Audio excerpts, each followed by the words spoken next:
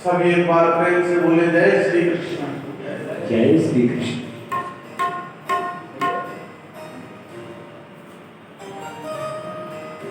कल के सायंकालीन भक्ति सत्र में परम आदरणीय महात्मा सुखदेव जी महाराज राजा परीक्षित को कपिल देवहूति संवाद की कथा श्रवण कराई।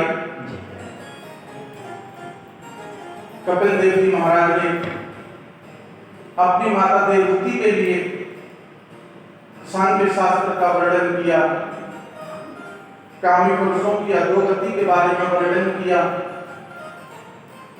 और माता को द्रव्योपदेश करके कपिल देव जी गंगा सागर की तरफ चले गए। आज भी वहां कपिल देव मुनि गंगा सागर में उनका आश्रम है। आज भी वो दिव्य तप गंगा सागर में करते हैं और तीर्थ बार बार गंगा सागर एक बार। बहुत ही मनोरम जगह है। पूज्य सुखदेव जी कहते हैं, राजन कल मैंने जो बताया, ब्रह्मा जी के आधे शरीर से स्त्री पैदा हुई, आधे शरीर से पुरुष पैदा हुआ, मनु और शत्रुपा के रूप में। उनकी 3 कन्याएं और 2 पुत्र हुए। आकुति देवहूति प्रसूति रीति विश्रुता। आकुति, देवहूति और प्रसूति ये 3 कन्याएं हुई। उत्तानपाद और प्रियव्रत ये 2 पुत्र हुए, जिनमें देवहूति जैसी कन्याएं और आकुति का विवाह प्रजापति रुचि के साथ में कराया। देवहूति जी की कथा तो आप सुन ही चुके हैं। कल गौतम मुनि के साथ में देवहूति जी का विवाह हुआ। दूसरी पुत्री आकुति का विवाह प्रजापति रुचि के साथ में हुआ, लेकिन विवाह के समय शर्त रखी, पुत्र का धर्म की शर्त जिसको कहते हैं। बोले हमारी बेटी से जो बेटा होगा उसको हम ले लेंगे। महाराज रुचि ने स्वीकार किया,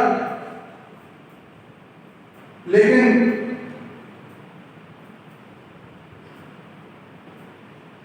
क्या हुआ, जुगल संतान पैदा हुई यज्ञ और दक्षिणा के रूप में।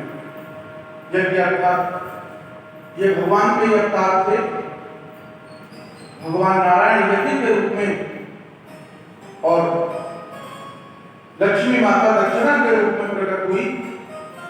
बड़े हुए परस्पर आपस में दोनों की आपस में शादी करा दी। यद्यपि यह धर्म के विरुद्ध था, लेकिन लक्ष्मी तो नारायण के पास में ही जाएगी। और तीसरी जो पुत्री थी प्रसूति, उनका विवाह प्रजापति दक्ष के साथ में कराया और इस प्रजाति इस प्रकार अभिवृद्धि हुई। देवहूति की अनुसुईया जैसी पुत्री, कहां तक वर्णन करें उनके पातिव्रत धर्म का। जिन्होंने तीनों देवताओं को ब्रह्मा विष्णु महेश बालक बना करके अपनी गोदी में खिला दिया। सज्जन वे समय की बात, नारद जी महाराज सर्वत्र हरि गुण गाते, वीणा बजाते, विचरण करते रहते हैं। एक दिन तीनों देवियों के पास में गई, ब्रह्माणी के पास में गई, लक्ष्मी जी के पास में गई और पार्वती जी के पास में गई। और वहां जाकर के तीनों देवियों ने पूछा, कहिए नारद जी, आप तो सर्वत्र पृथ्वी पर विचरण करते रहते हो, कोई पृथ्वी का समाचार सुनाइए। नारद जी बोले, माता पुराना माने तो एक बात कहूं आपसे। बोले नारद जी कहिए। बोले पतिव्रता स्त्री तो हमने बहुत देखी, लेकिन अनुसुईया जैसी पतिव्रता स्त्री जिसका पातिव्रत धर्म की चर्चा तीनों लोगों में फैल रही है, मैंने आज तक ऐसी पातिव्रता स्त्री अनसुईया माता जैसी पूरे संसार में नहीं देखी। और नारद जी महाराज ने बड़ी प्रशंसा की है अनसुईया माता की उन तीनों देवियों के सामने। तीनों देवियां आपस में जलन करने लगी, बोले हमसे भी पतिव्रता स्त्री और कौन हो सकती है इस संसार में। और अपने अपने पतियों से कहा, जाइए अनसुईया जी के पातिव्रत धर्म को नष्ट करके आइए। इधर अत्रि महाराज के साथ में रहती है माता अनसुईया। अत्रि महाराज तो संध्या बंदन में लगे रहते हैं, भजन ध्यान भगवान का सुबह शाम यज्ञ आदि। और ये तीनों देवता ब्राह्मण का वेश बना करके माता अनसुईया के द्वार पर पहुंचे। माता जी की जय, माता जी की जय। माता अनसुईया आई, कहिए भगवान आपको क्या चाहिए भिक्षा। तीनों देवता बोले, माता हम ऐसे भिक्षा नहीं लेते, यदि आप निर्वस्त्र होकर के हमको भिक्षा दें तो हम आपकी भिक्षा स्वीकार कर सकते हैं। माता अनसुईया के सामने बड़ी दुविधा, अगर मैं निर्वस्त्र होकर के इनको भिक्षा दूं तो मेरा पातिव्रत धर्म नष्ट हो जाए, अगर इनको मैं मना कर दूं महाराज मैं आपको ऐसे भिक्षा नहीं दूंगी तो मेरा ग्रस्त धर्म नष्ट हो जाए, क्या करूं। अंजलि में जल लिया, मंत्रों से अभिमंत्रित किया, भगवान का ध्यान किया। अगर मेरा पातिव्रत धर्म नष्ट है, अगर मेरे मन क्रम वचन से भी कभी भी किसी पर पुरुष का ध्यान नहीं किया तो ये तीनों बालक बन जाएंगे। ऐसा कहकर के जो ही जल भूमि पर डाला, 6 महीने के ये देवता तीनों बालक बन गए। अलग अलग पलना में तीनों देवताओं को विश्राम कराती। अब तो बालक के सामने कैसे भी रहो, 6 महीने का बच्चा क्या जानता है। बड़े उल्लास से उनका पालन पोषण करती। अत्रि महाराज ने देखा देवी ये तीन कौन, लेकिन तपोबल के प्रभाव से जान लिया ये तो तीनों देवता हैं, ब्रह्मा विष्णु महेश देवी, इनका ध्यान रखना, ठीक से इनकी सेवा करना। इधर क्या हुआ, तीनों देवियों को चिंता होने लगी, अभी तक हमारे पति लौटकर नहीं आए। नारद जी फिर एक दिन तीनों देवियों के पास में गए और तीनों देवियां नारद जी महाराज से बोली, नारद तूने हमको क्या प्रपंच में लगा दिया, कहां फंसा दिया हमारे पतियों को, अभी तक लौट करके नहीं आए। नारद जी बोले, माता अब तो तुम ऐसा करो, तीनों माला लेकर के भगवान का नाम जप करो, अब वो आपको इस जन्म में प्राप्त होने वाले नहीं है। अगर भगवान कृपा करें तो वो आपको अगले जन्म में प्राप्त हो सकते हैं। बोले वो कैसे। बोले माता आप तो 5 साल की हो और आपके पति 6 महीने के, जब वो युवा होंगे तो आप वृद्ध हो जाओगे। अब तो केवल एक ही सहारा रह गया है, भगवान का ध्यान करिए, नाम जप करिए, अगर भगवान कृपा करें तो आपको अगले जन्म में आपके पुनः वही पति प्राप्त हो सकते हैं।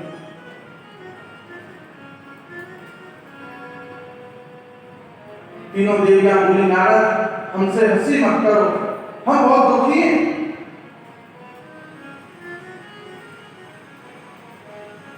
आप कोई हमको हमारे पति हमको कैसे प्राप्त हो, हमको कोई मार्ग बताओ, कोई रास्ता हमको बताइए।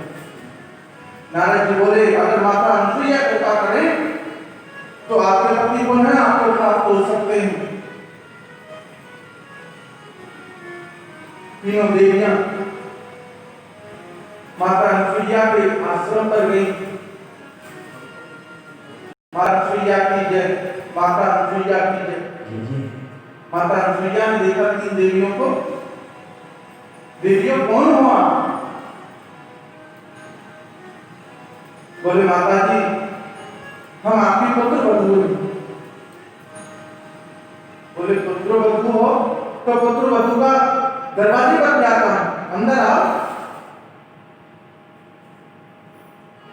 तीनों देवियां वहीं आश्रम में रहने लगी, माता अनुसुईया की सेवा करती।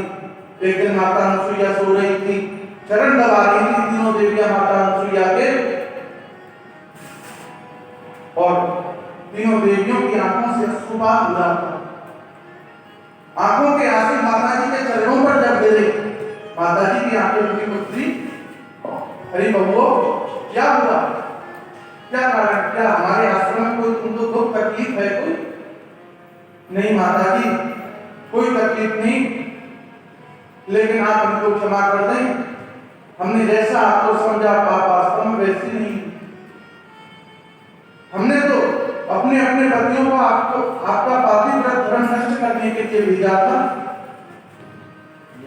लेकिन आप हमको हमारे ऊपर कृपा कर दें, हमारे पतियों को दोनों हमको वापस कर दें।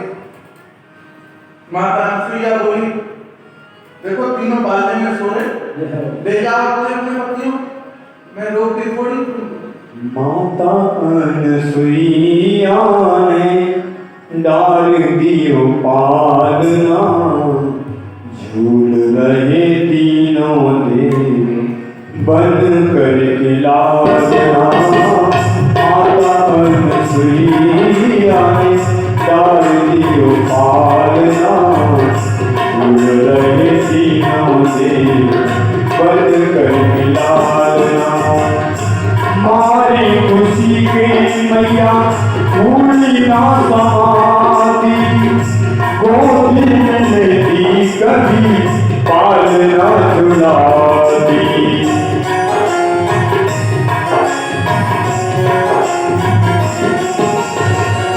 मारी खुशी के मैया भूली ना समाती, गोदी में लेती कभी पालना छुड़ाती।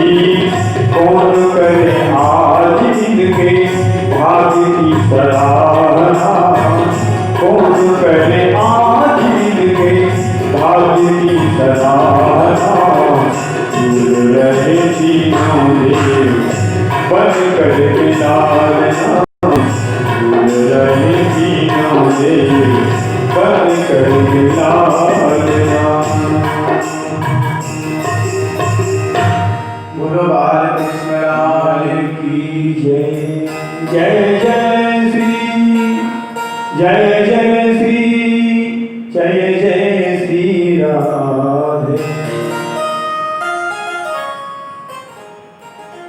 अब तो तीनों देवियां पालने के पास में पहुंची,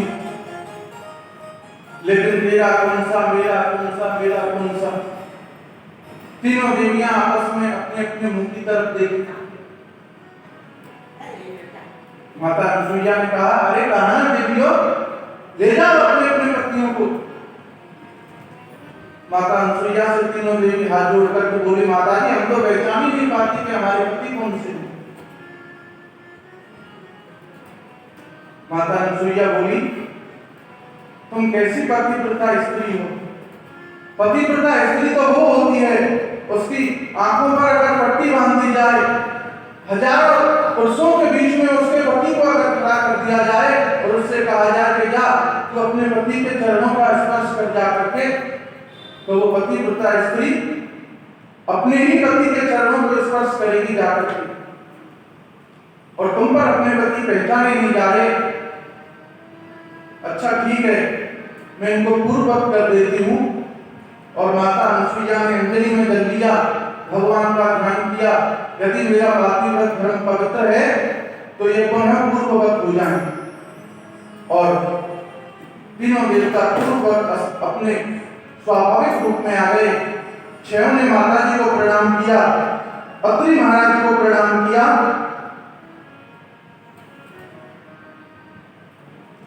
और अपने अपने स्थान के लिए चले गए। प्रेम से बोलिए जय श्री कृष्ण। जय श्री कृष्ण।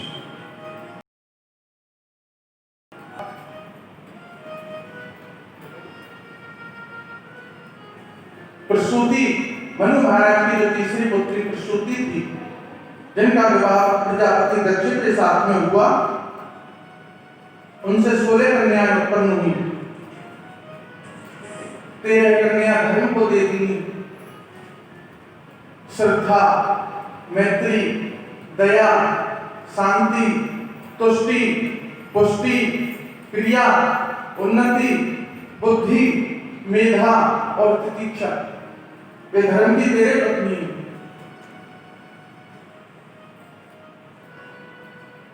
अगर आपको धर्म करना है तो सर्वप्रथम मन में श्रद्धा आवश्यक है जगह। जब तक मन में आपके में श्रद्धा नहीं तो आप धर्म नहीं कर सकते। मैत्री, सबसे मैत्री का भाव रखें। दया, दया का भाव रखें। शांति होगी, आप तुष्टि होगी, पुष्टि होगी, आपका विकास होगा। एक अग्निदेव को दीनी, एक पुत्रों के लिए और एक भगवान शंकर के लिए सती नाम की कन्या प्रदान की। राजा परीक्षित हाथ जोड़ करके सुखदेव जी से पूछते, महाराज मैंने तो ये भी सुना था कि प्रजापति दक्ष और भगवान शिव के बीच में एक बार मनमुटाव हो गया, द्वेष हो गया था, और मैंने तो ये भी सुना कि माता सती ने अपने पिताजी के यहाँ अपने शरीर का त्याग कर दिया। ये किस कारण से हुआ? महाराज ये कथा श्रवण करने की मेरी इच्छा है। सुखदेव जी कहते हैं, बोले भवेत शीलवतां श्रेष्ठे दक्षो दुहितवत्सला विद्वेषेण करोत् कस्मात् नद्याम् आत्मनां सती। अपनी आत्मजा, अपनी पुत्री का एक पिता के यहाँ शरीर का परित्याग कर देना। महाराज सती तो दक्ष को बहुत प्यारी लगती थी। एक दिन की बात, सुखदेव जी कहते राजा परीक्षित से, ब्रह्मा जी ने इस दक्ष को प्रजापतियों का अध्यक्ष बना दिया और ये क्या अनेक यज्ञ करता। इसने सभी देवताओं को बुलाया, भगवान शिव को भी बुलाया, लेकिन ये कार्य तो सब अच्छा करता, यज्ञ आदि कराता, धर्म भी करता, लेकिन इसमें अहंकार बहुत था। यह सबसे बाद में जाता। सब लोग चले जाएंगे, मैं सबसे पीछे जाऊंगा, सबसे पहले चला जाऊंगा, तो मेरे को बार बार उठकर के प्रणाम करना पड़ेगा सबको।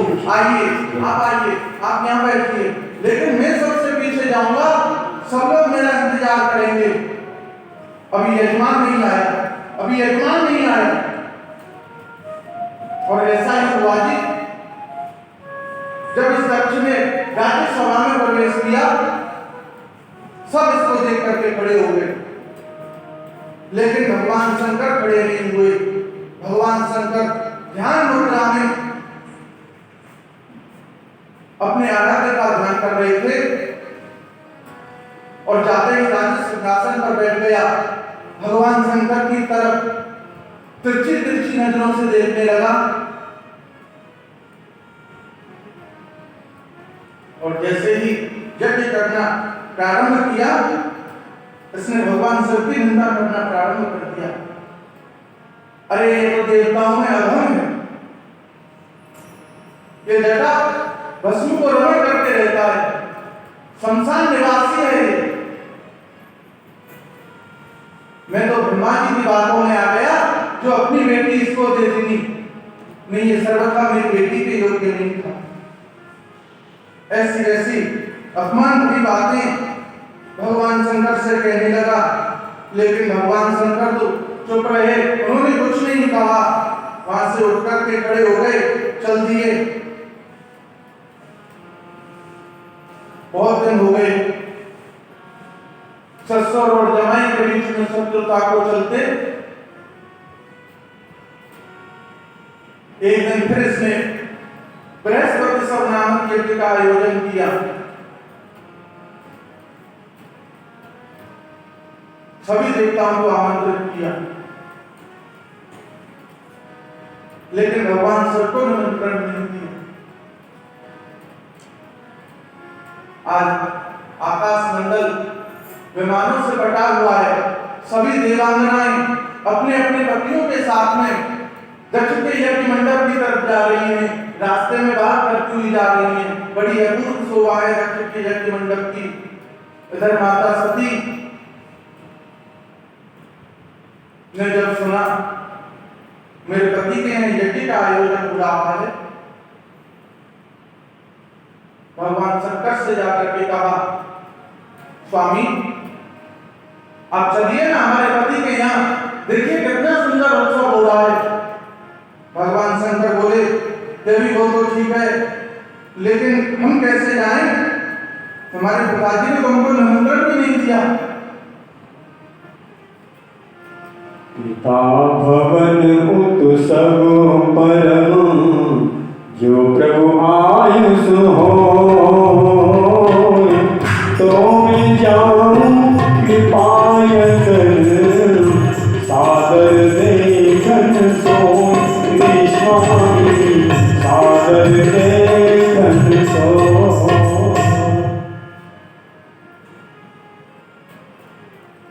माता सती को मना कर दिया, देवी मैं आज्ञा नहीं दूंगा तुमको। माता सती बोली, अरे किसी कारण भूल गए होंगे, हम तो उनके अपने ही, अपने पिता के यहाँ, अपने गुरु के यहाँ तो और अपने स्वामी के यहाँ बेगर बुलाए चले जाना चाहिए, वह निमंत्रण की प्रतीक्षा नहीं करनी चाहिए। किसी कारण उनको ध्यान नहीं रहा होगा महाराज। बोले नहीं देवी, मैं तुमको आज्ञा नहीं दूंगा। भांत अनेक शंभु समझा, भावी बस न ज्ञान मोर आवा। राम सिया राम जय जय राम, राम सिया राम जय जय राम। इधर क्या हुआ? भगवान शंकर ने दो रूप बना कर दिया, देवी हो सकता है वहां जाने पर तुम्हारा अपमान भी हो सकता है। अब तो माता जी कभी गुफा के अंदर जाएं, कभी बाहर निकले, कभी अंदर जाएं, क्या करें? क्रोध आ गया, काली का वेश धारण कर लिया। भगवान शंकर बोले, रुको रुको देवी ठहरो, अगर तुम जाना चाहती हो तो जाओ, मैं तो नहीं जाऊंगा। अपने साथ रथ सेवकों को ले जाइए और 1000 सिंह जिस रथ में जुटे थे, मां भगवती उस रथ में विराज करके गढ़ सेवकों को साथ में लेकर के दक्ष के यज्ञ मंडप में जा पहुंची। वहां देखा दक्ष यज्ञ कर रहा, स्वाहा स्वाहा। दरवाजे की तरफ देखा और टेढ़ा टेढ़ा देखने लगा माता सती की तरफ। ये क्यों आ गई ना? इसको तो मैंने निमंत्रण भी नहीं दिया। और माता सती ने यज्ञ मंडप में अंदर प्रवेश किया। सभी देवताओं के स्थान लगे हुए हैं, जो देवता उपस्थित नहीं है उनके नाम से भी स्थान रिक्त है, लेकिन अपने पति का स्थान नहीं देखा और क्रोध आ गया माता सती को। इधर माता ने भी ज्यादा बात नहीं की, बहनों ने भी केवल राजी खुशी ली और पुनः यज्ञ मंडप में आकर के माता सती को क्रोध आ गया, थर थर शरीर कांपने लगा। पिताजी तुमने ये क्या किया? बोले यज्ञक्षरम नाम गिरे नाम सकल प्रसंगा गदमा सुगंधित। जिनका दो अक्षर का नाम सिर्फ जो हृदय से कह देता है, भगवान सिर्फ उसकी समस्त पाप राशियों को जला करके भस्म कर देते हैं। लेकिन आपने तो उनका नाम ले लेकर के उनको गालियां दी। मन तो ऐसा करता है तुम्हारी जीभ अभी काट दो, लेकिन कुछ ना कर सकी। और माता सती को आवेश आ गया और माता सती ने अग्निदेव का आह्वान करके अपने शरीर वहीं अग्निदेव को समर्पित कर दिया और निस्तेज होकर के शरीर जमीन पर गिर पड़ा। हाहाकार मच गया जी चारों तरफ। इधर जो भगवान शंकर के जो गण थे, उन्होंने उत्पात मचाना प्रारंभ कर दिया। जितने भी वहां पात्र थे सबको तोड़ फोड़ दिया, यज्ञ की अग्नि को बुझा दिया। इधर प्रभु जी की अध्यक्षता में वो यज्ञ चल रहा था। प्रभु जी ने अपनी अंजलि में जल दिया और मंत्रों से अभिमंत्रित करके जो ही छींटा लगाया, उसमें से एक देवता भृगु संज्ञक नाम का देवता प्रकट हुआ और भगवान शंकर के गणों को मार करके वहां से भगा दिया। इधर क्या हुआ, भगवान शंकर के गण जब कैलाश पर्वत पर पहुंचे, भगवान शंकर ने जब सुना माता सती ने देहावसान कर दिया है, क्रोध की सीमा नहीं रही। अपनी जटाओं को खोल करके जोर से एक सलाह पर दे करके पटका, एक केश टूट गया और उसी एक केश में से एक विशाल शरीर वाला लाल पुरुष, हजारों हाथ, जिसके हाथों में विविध अस्त्र शस्त्र, रक्त वर्णित की जिसकी आंखें, और हजारों हाथों से भगवान शंकर को प्रणाम किया। बोलिए क्या किया है स्वामी मेरे लिए? भगवान शंकर ने कहा जाइए दक्ष के यज्ञ का विध्वंस करके आओ, और उनका नाम वीरभद्र रखा, जिनको भैरव बाबा भी कहते हैं। बोलो वीरभद्र भगवान की जय हो। इधर देखा प्रभु जी ने ये कैसे बगैर आंधी चले हुए, देखो कैसे आकाश मंडल में धूल उड़ रही है। मेरे को तो कोई अपशकुन होता हुआ दिखता है, कोई अपशकुन होने वाला है। और थोड़ी देर में वीरभद्र भगवान शंकर के गणों के साथ दक्ष के यज्ञ मंडप में आ पहुंचे। दक्ष के यज्ञ का विध्वंस कर दिया।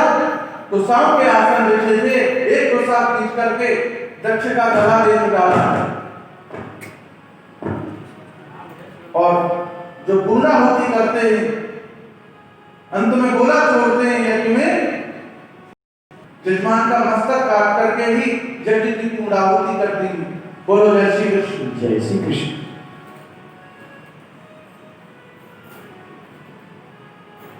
अभी भी भगवान शंकर का क्रोध शांत नहीं है। इधर भगवान नारायण ने, विष्णु जी ने अपने सुदर्शन चक्र के द्वारा माता सती के अंगों को अलग अलग स्थान पर विभाजित कर दिया। जो 51 शक्तिपीठ जो कहलाते हैं वो माता सती के ही अंग हैं।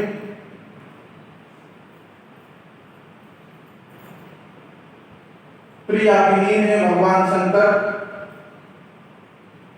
एक दिन ब्रह्मा आदि देवता कैलाश पर्वत पर भगवान शंकर जी को मनाने के लिए प्रार्थना करने गए। प्रभु आप ही यज्ञ के स्वरूप हैं, आप ही यज्ञ के फल के दाता हैं। जो लोग आपको भाग नहीं देते यज्ञ में वो मूर्ख हैं, आप कृपा करें,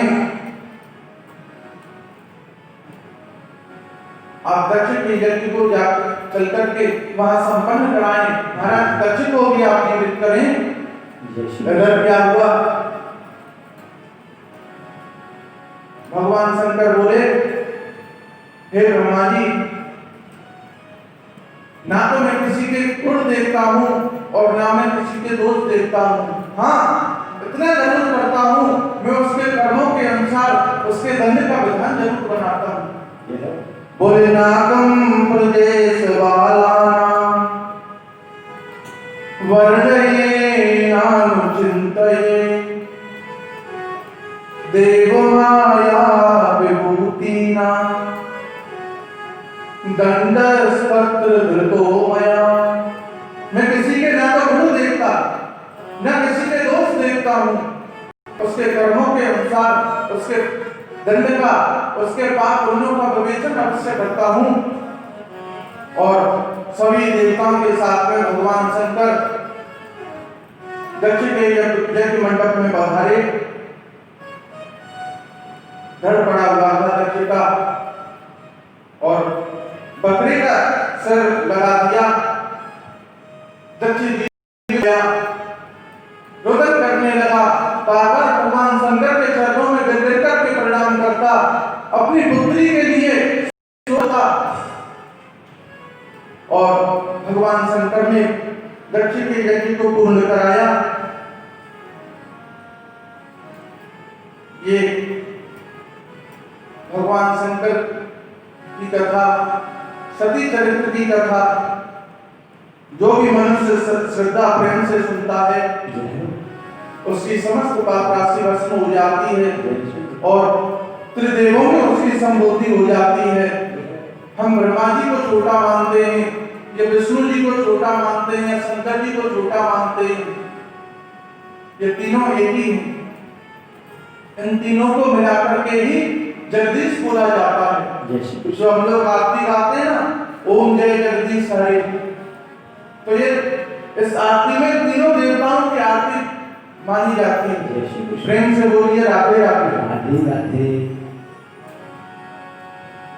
सुखदेव जी महाराज बोले, ये तो मनु महाराज की कन्याओं का वंश तुमको सुनाया, अब मैं जो दो पुत्र हुए उत्तानपाद और प्रियव्रत, उनकी कथा में तुमको श्रवण कराता हूँ। बोले अथातो कीर्तये वंश पुण्यकीर्ते कुरुद्वः